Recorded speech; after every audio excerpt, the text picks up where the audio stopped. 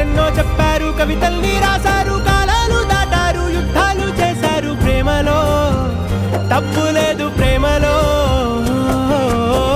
వేల వేల వెన్నెలంత నీదవాలి వెలుగునంత, మోయమంటే నేను ఎంత రే.